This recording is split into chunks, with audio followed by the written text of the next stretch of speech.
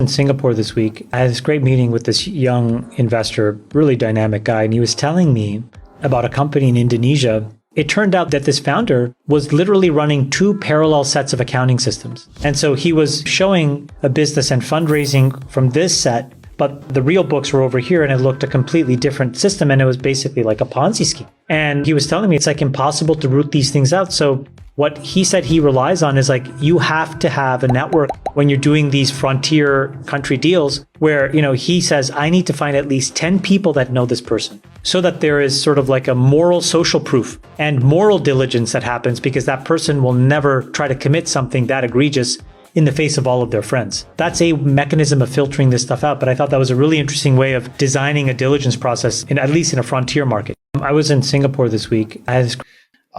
So we do a lot of KYC when we work with our clients because we have to understand or kind of verify that they're legit. Otherwise, they'll just get some work done and then they won't pay.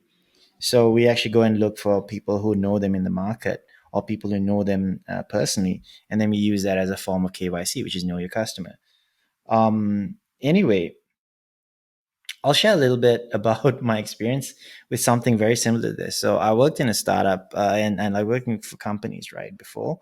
And part of my role was actually doing investor decks with them. So I would take out like data and stuff like that and then put together, growth numbers and user numbers and stuff like that. And we'd share it with investors. One time when I sent over the deck back to the founders for them to review, I got a deck back and they asked me to put something in. But when I looked at the deck properly, the numbers were all wrong. They basically multiplied all the numbers I gave them into 10, right? Just to make it seem like we grew a lot faster than we actually did. And when I asked them about it, they told me not to worry about it, just to put in the information and don't worry about it. But the thing is, it has my name on it. So I was like, I can't have my name on something that is obviously fake.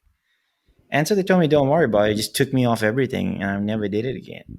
But yeah, then, I've never seen something like that where that was my first experience actually, where I realized that startups and investors, first of all, investors do literally no in-depth analysis of the numbers, and startups have no issue lying about the numbers whatsoever. That's my first introduction to it.